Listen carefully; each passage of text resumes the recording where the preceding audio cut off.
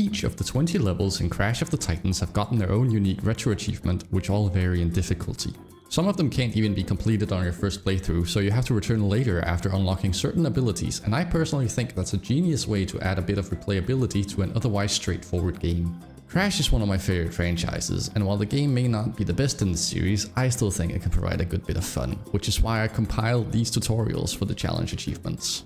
I've put timestamps in the description as well as a playlist containing each level individually, so you can skip around and get the help you need. With all that, let's get into the first of 20 achievements. Good luck! Episode 1, A New Hop. You'll need to have unlocked surfing on Aku Aku for this achievement, which you get by completing episode 4. After beating out the game's very first 2 enemies, you'll reach the tutorial for double jumping. Obviously, you can get over this with a double jump, but do be careful not to spam the button too many times because you'll start gliding instead. The next challenge is these bouncy mushrooms. I found getting the timing to get the jump boost down to be surprisingly difficult and ended up gliding just above the surface of the mushroom too many times to count. Platforming over the next section can easily be done with just double jumps though. Here comes the real kicker for this achievement. Jump up to the guide stone and destroy the plants to create some room. Go as far back as possible to get some leeway and start surfing on Aku Aku. This gives you the needed speed boost to clear the gliding tutorial jump without actually gliding. Next is the wall running thingy. Crash can hang off of various edges and run along them, but in this particular place I found he often lets go for no reason and falls to his death. You could skip it by weighing down the seesaw platform and backflipping off the other side of it to reach the top of the next platform instead. Next up, more jumps that require gliding. Just do the same trick with Aku Aku as before. It's a piece of cake. Those were the final jumps of the level, with the exception of some bouncy mushrooms. After jacking the Titan, you have practically completed the level and achievement. Wait, it's really called jacking? God damn.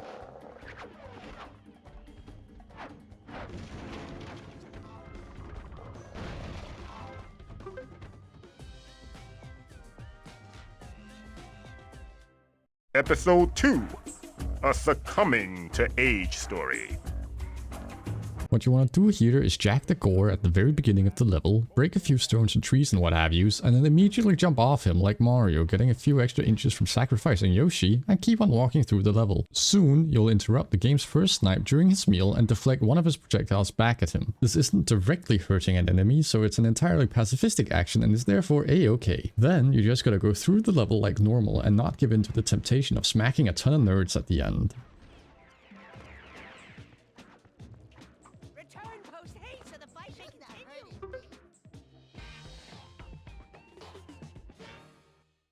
Episode 3, A Zero's Journey.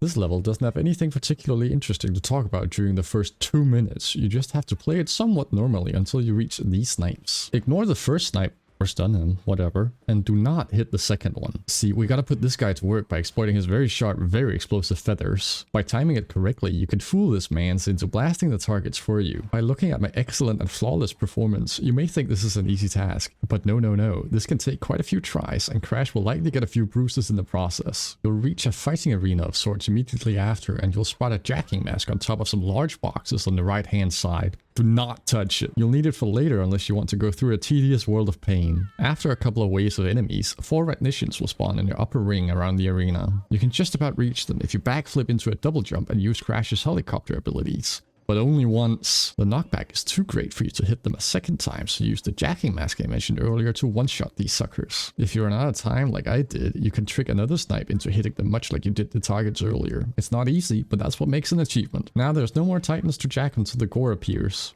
Even though he's kind of big, he's still susceptible to being kicked in the face.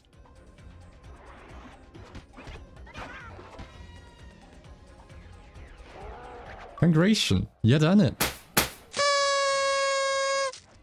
Episode 4, Temple of Zoom. Once you've taken control of the Yuctopus, it's all about finding that one spot you can stand and hold down the triangle button uninterrupted. If you're the impatient type, breaking the pillar's cortex is standing on makes more spikes spawn at once. Just make sure you don't get overwhelmed, because it takes a hot minute to defeat 50 enemies. By the way, standing over here seems to confuse the enemy pathfinding for some reason, so it's probably easier to stand here than in the middle of everything. Damn you, hindsight. Episode 5, The Emerald Pity. Just a heads up, the timer does not start at the beginning of the level, but alongside the cool ass music instead. I've inserted my own timer for your convenience. This Chivo is highly skill based, but I can show you a few tips and tricks as general info about the mechanics of this section. The most important part is not actually speed boosting feathers, but rather the flowing water in the middle of the course. Unbeknownst to me before this heist, I didn't know the stupid decor did anything, but it actually does give you a speed boost. Staying in the water as much as possible is a huge help in earning this Chivo. Grabbing a feather or two is obviously still beneficial, but it's generally not worth it to get out of the water to pick one up. Jumping when a feather is about to run out lets you keep the boost for as long as you're airborne. You'll see me do this basically every time I pick up a feather. I don't have any more tips and tricks to tell you about, but I'll just let the footage run out here so you can kind of see the path I took.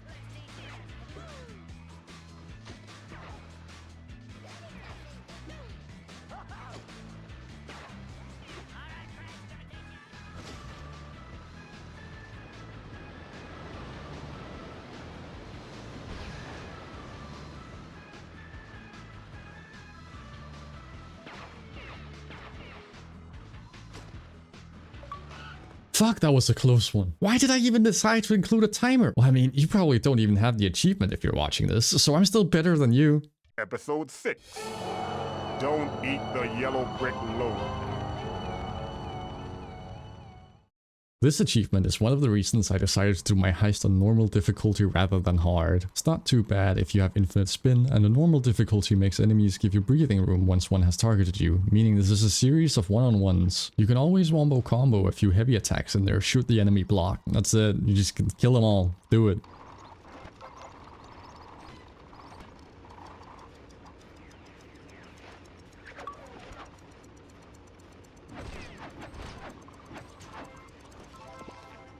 Episode 7. The Blizzard of Claws.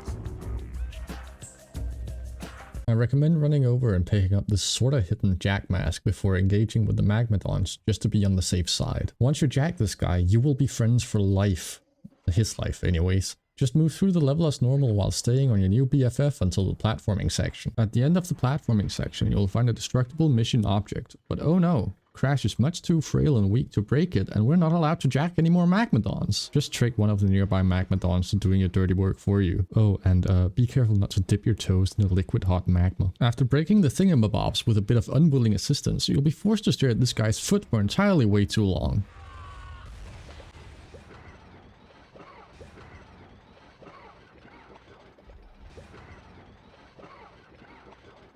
As for the upcoming snipes, I'd recommend stunning them from a distance. But as you can see, they have different plans than actually aiming for you. If they behave weird for you, like they did for me, I recommend timing your jump right after they shoot. The time between their shots are big enough that you can jump up and be prepared to deflect the next shot. The game intends for you to jack the next snipe and destroy a target. If you wanted to, you could totally trick him into doing it for you like we did with Zero Titan Assistance, but I find it too risky this far into the level. Instead, take him out and jump up the pipes right behind him. It's a bit awkward, but definitely doable. Next, just avoid the koalas and you're done. Their burp attack has quite a long range, by the way.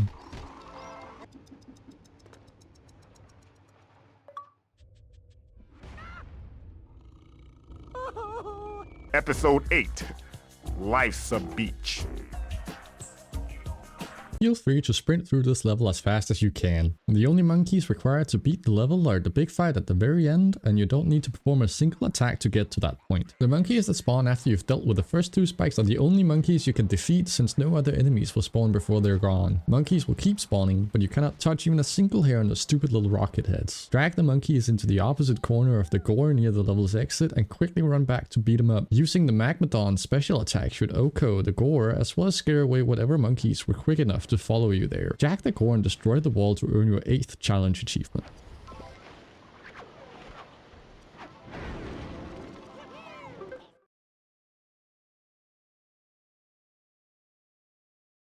Episode 9. Operation Overboard.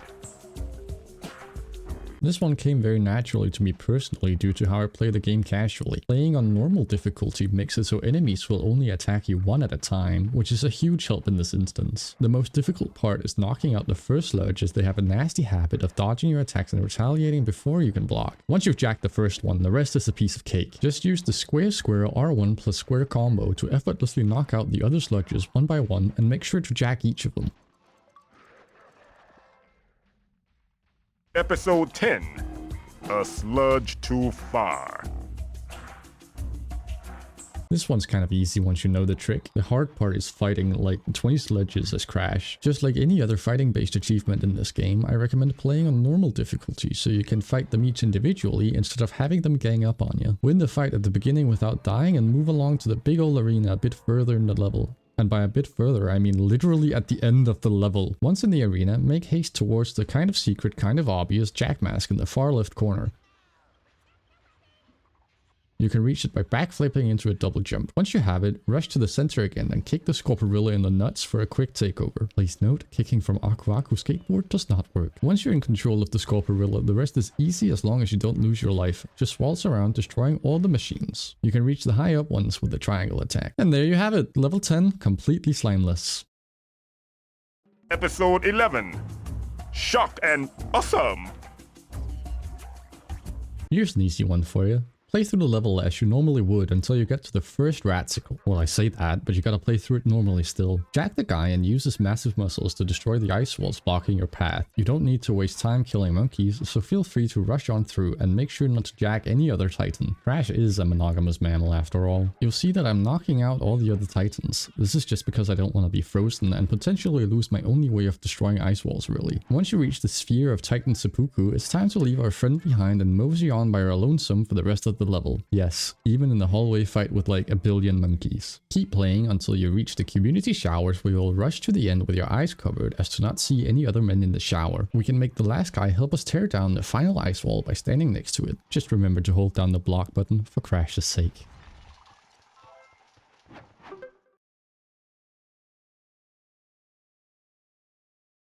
Episode 12, Weapons of Mass Construction.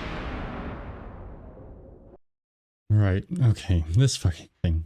I hope you have the patience of a saint because oh boy, you're gonna need it. The first step is to break these 3 generator thingies with the help of a raticle. However, they each take 3 hits to break and all 3 hits drop a ton of mojo. Anyway, before we get to that, I recommend jacking the first raticle and using it to defeat the other 3 that are gonna spawn just so they don't get in the way. Here, I run around to avoid getting hit by the monkeys as I wait for the 3 raticles as well as their mojo to expire. More monkeys are gonna spawn now, which is a good thing because no more enemies spawn until you kill that wave of monkeys. So I'm just not gonna do that. We now have all the time and space in the world to loop around and hit each generator once per loop. The Raticle's basic attack has a long enough reach to hit a generator without picking up any mojo, but it's still a good idea to leg it after each hit. Stay away from the first generator after hitting the third generator for a little while, just to give the mojo a chance to despawn on its own. Also be careful not to pick up any monkey mojo either, be it from accidentally hitting them or their own friendly fire. Almost a minute and a half into the level and we can finally move on to the next obstacle. Be careful when jumping off of a moving platform as it still carries Crash's momentum, meaning if you jump forward but the platform moves left while you are in the air, Crash is also going to be moving left. For this whole platforming section, I strongly recommend not gliding since it increases Crash's pickup range quite a lot. The snipes won't shoot at you unless you are halfway to the platform in the air, so you just have to pray and go for it. I personally fell down a little bit to hang on to the edge of the snipes platform to avoid a potential shot. Here at the stench section, I'm taking it very slowly, killing just 1 enemy at a time because I a bit of trouble staying mojo free. I was, for some reason I couldn't tell, magically gaining 100 mojo at random points through the fighting. It was only after getting the achievement and reviewing failed attempts that I realized the game rewards you with 100 mojo for each combo of 10 you get. I never knew. Anyway, that just means you don't have to kill 1 at a time like I did. Just make sure your combo meter never goes past 9 and you should be good. The next and final section of the level is by far the easiest. Just run past all the enemies and onto the conveyor belt and stay as close to the outer edge as possible. Once you're at the end, just jack the lone raticle there and use his claws to destroy the 2 targets. Fear not, the targets don't drop mojo and you are now 1 achievement richer. Episode 13, Doomraker. You'll meet 2 of the 3 types of titans in this first area, namely the Raticle and the Stench. However, you can't jack either of them as you'll need your single use of both for later. Defeat the waves of enemies as Crash and move into the next room when it opens up. In this room, you're forced to jack a Raticle as the enemy waves won't progress otherwise. Seriously, if you kill both Raticles, there'll be a long pause of nothing and then a single Raticle will spawn. It's possible to reach the first of the 2 targets with the jacked Raticle, but his legs are too stubby to reach the other one, so we'll have to wait for a Stench to spawn. I tried to trick him into destroying destroying the target for me, but he seems quite docile and won't shoot any projectiles at me. Tough luck, we'll have to jack him and take care of it ourselves. In the next room, you'll have to... Wait, how do you do that? You'll have to fight wave after wave of ratsicles as Crash. The game will even tempt you to jack by spawning a docile raticle. But do not give in. He's not necessary for your purpose. Let go. Actually, you don't even have to destroy a generator thingies. Just be patient and keep fighting until a sludge eventually spawns. Jack the sludge and be careful. You'll need this guy for the rest of the level, and if he dies, well, you'll have to start the level over. In the third and final room, you have to break all 3 targets on the walls. You can reach 2 of them easily with just the basic attack, but you'll need to use the Sludge's R1 plus square attack to reach the high up one on the left. Now all that's left is to take out the remaining enemies, and that's it. Achievement bagged.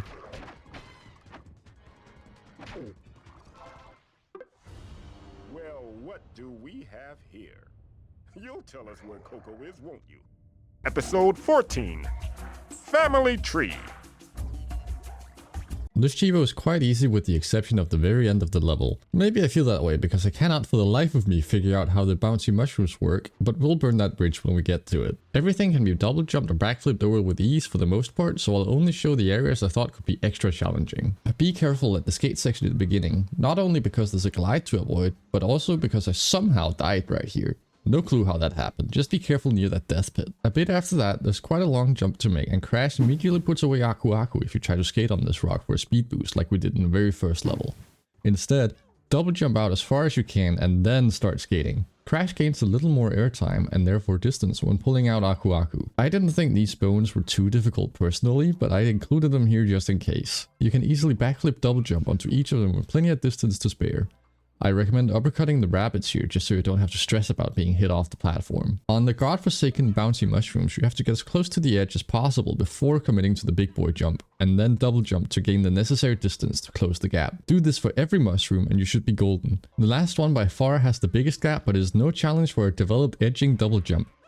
Into Aku Aku skating. Great job. Now all that's left is a brawl before the ending of the level and adding another achievement to your collection.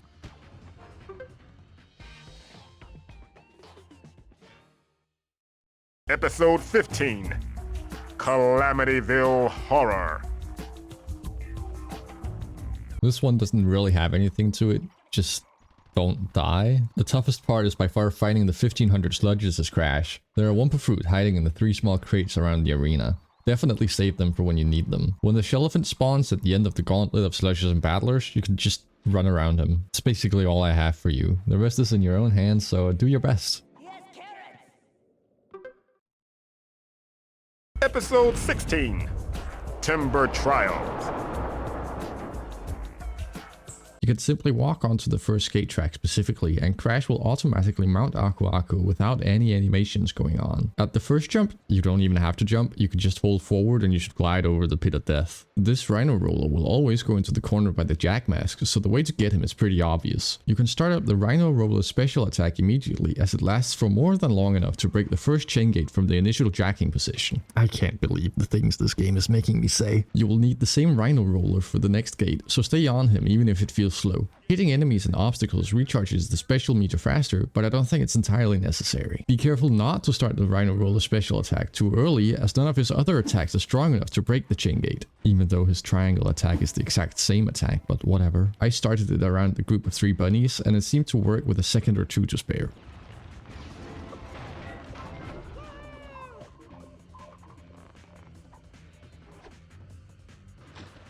You can skip the vines on the skate track by jumping around them. Just make sure not to land in the lethal acid when doing so. You'll need to jack a stench in order to knock out the Scorporilla, which you need to break the next chain gate.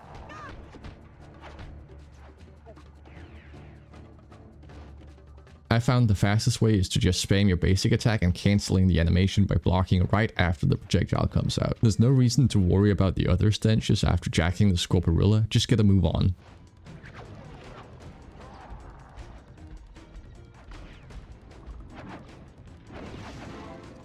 You can skip the vines onto the skate track by skating ahead of time and timing your jumps accordingly, no problem. At the end of the track, there's a point where Crash is forced off the skateboard, putting him in a braking animation and slowing down to walking speed. You can skip the trigger by jumping over it and manually dismounting in the air to skip the whole braking part. And that's basically it. On the final skate section, I'd recommend going to the side of the bunnies to not slow down on impact, but you'll have plenty of time to spare if you did everything correctly.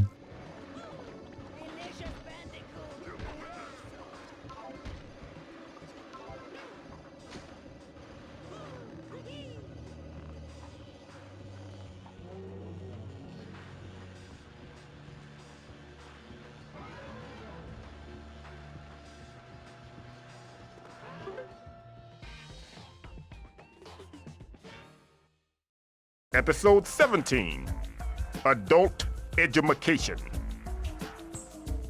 This is a simple achievement, but we don't mind those. You'll see the first spy bot before you even encounter an electric, so you'll have to ignore your violent tendencies for now. This obviously means you'll have to do a little backtracking on the floating platform after jacking the Titan. The platform will eventually return, and then you'll simply have to board it, destroy the spy bot when it's in range, and wait for the platform to return again.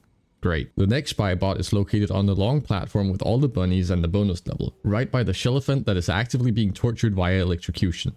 Good stuff. The last spy bot is at the end of the level, right before the boss fight. It's floating on a small ledge to the right. You can see me shoot it before it's even rendered. And that's it. No need to actually fight Uka Uka. You can just quit the level now since you got the achievement. Well, you know, unless you haven't unlocked the next level. Wait, why didn't I get such a simple achievement on my first run through? How stupid can I be? I mean, come on, it's so easy. You can't even... Episode 18, War of the Worlds.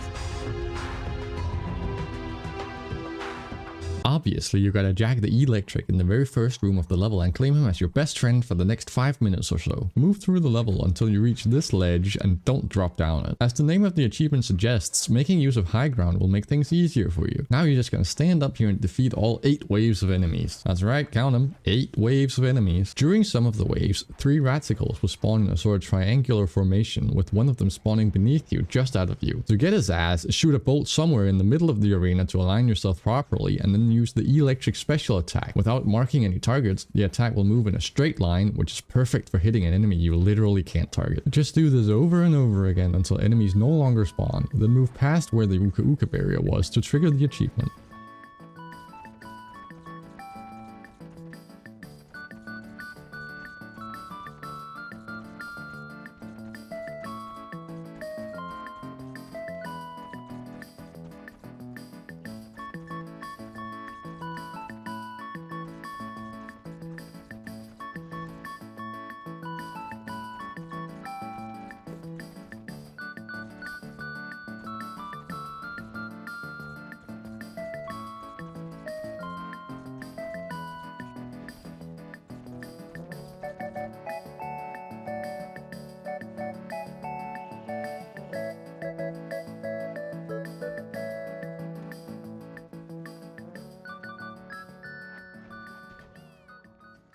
Episode 19, Minority Rapport.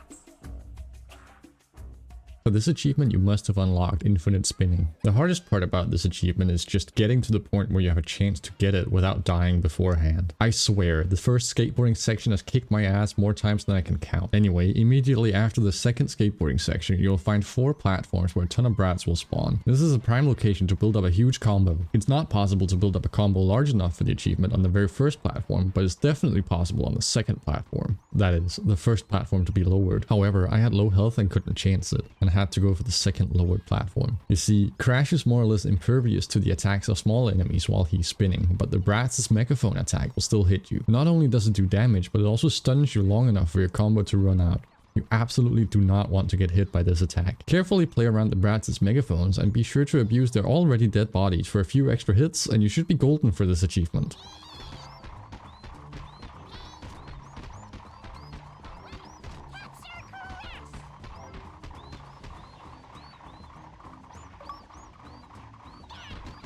Episode 20, Revengeance 2, The Revengicide.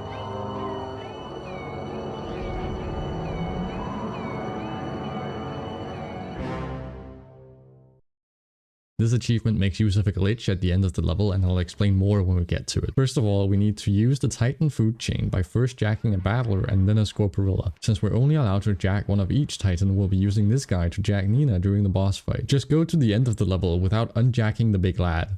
very, very slowly. While we're on the move, I can tell you about the trick we'll be using to jack Nina multiple times without jacking any other titans. The trick is used in speedruns, but I'm no speedrunner and therefore do not know the technical terms. But that's not going to stop me from telling you how to do it. The Scorporilla has a special attack you can perform by hitting the square button after letting go of a guard, which provides huge knockback and can hit multiple times under the right conditions. We're going to use this to knock out Nina twice in a row before she returns to consciousness from the first knockout. When you get to Nina, you have to push her into the top left corner using a shoulder bash right between the computer and the middle gear, preferably closer to the gear than the computer. It might take some practice, but it is possible to pull off the shoulder bashes in so quick succession that Nina is more or less stun locked and has no chance to hit you back. As you can see, I'm so bad at this trick it takes me multiple attempts, which is fine as long as you don't unjack the Scorporilla. Once Nina is stunned for the first time, keep shoulder bashing her and you'll see a second star meter show up above her. This means we're on the right track. Keeping shoulder bashing her to fill up the second star meter, and the second it fills up, quickly jack her. If done correctly, Nina should now be insta-stunned each time you're forced off her after destroying a gear. It may take a few tries, I know it did for me, but it's definitely doable. Now that the hard part is over, it's time to destroy some gears. Nina will kick you off after each gear, so make sure to spam the circle button to instantly jack her again when she does. You can hit other titans around the room to fill up your special meter more quickly to destroy the next gear. Make sure to absolutely not jack any other titans after you've jacked Nina, or you get to play the whole level over again from the start.